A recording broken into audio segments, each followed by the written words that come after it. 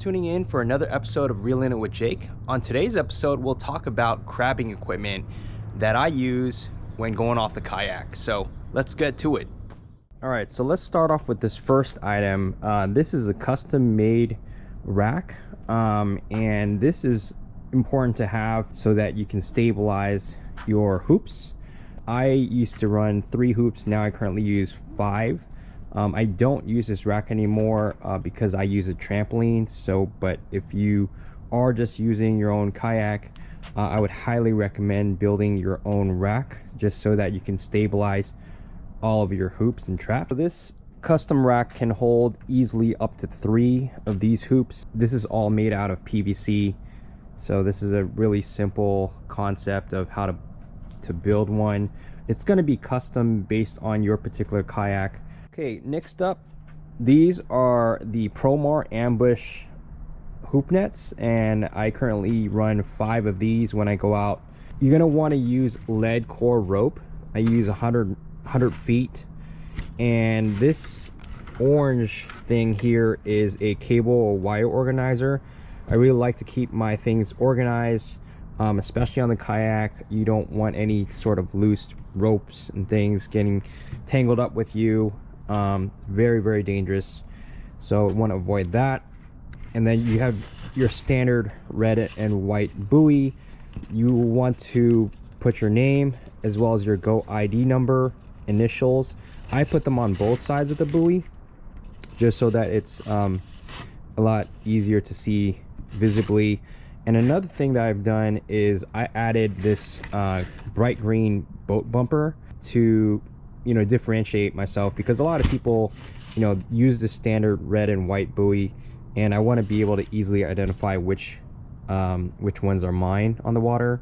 Just a little something that you can do. You can also add other colored buoys like this bright yellow one, but just suggestion in order for you to easily identify which ones are yours.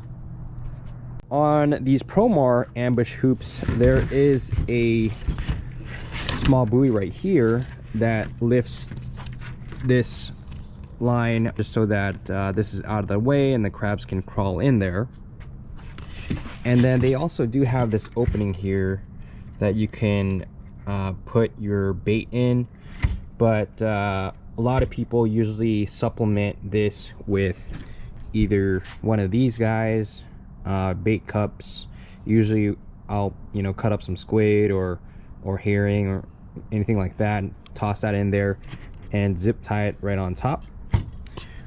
And you can also get one of these mesh bags that will clip right on. You clip it on here, and then this end opens up where you can load up on bait. But I found this to be pretty helpful too if you want to load up on additional bait in your hoop. This I feel like works better than those square box cages because you're not limited on the size. This thing really actually opens up pretty wide, so you can throw in a bunch of stuff in here.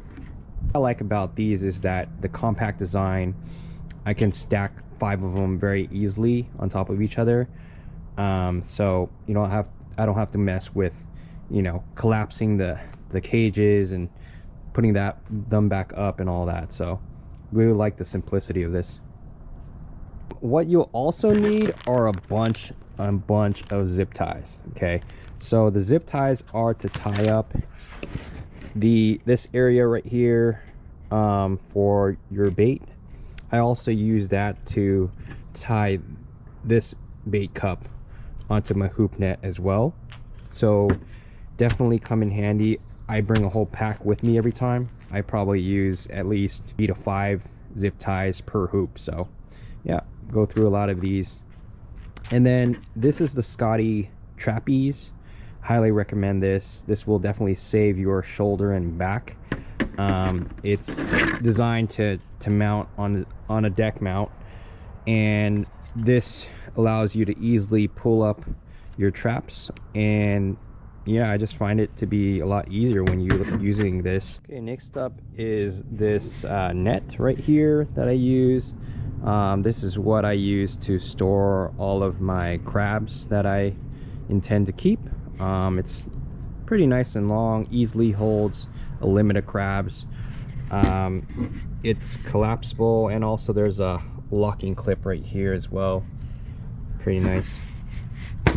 And so what I like to do is I like to periodically dip the crabs in the water every so often, just to keep them alive and fresh. Another good thing to have are some sort of gloves. Since you're pulling up this lead core rope, it's pretty abrasive, so you'll want to get, you know, some sort of gloves to use. I prefer to use these Sims neoprene gloves. They really grip very well, you can see here, and also they keep your hands nice and warm. Also, in the event that you do get pinched, I think these will, you know, definitely help with making it a little bit more bearable, I guess, if you do end up getting pinched.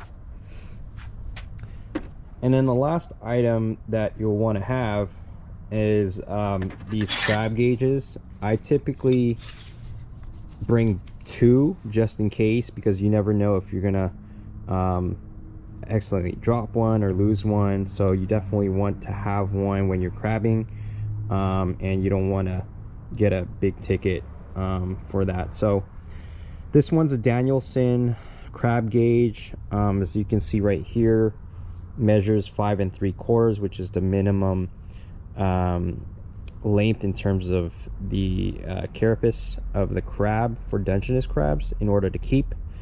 And this shows the difference between the male and a female crab. As you can see, the male has a narrow abdomen and the female has a much wider and circular abdomen.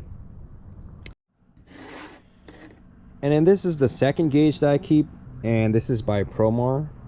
It's the same brand as those Promar hoops.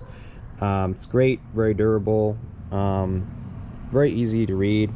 As you can see here, the measurements are a bit easier to read, I would say, than this Danielson one. So I would recommend getting one of these guys too. Alright guys, well, hopefully you found this quick video to be helpful in terms of understanding the type of equipment that works for me and likely will work for you. So give it a shot, and yeah, I'll leave the links in the description below for the items that are available on Amazon. And get out there and get them while it's hot. Take care.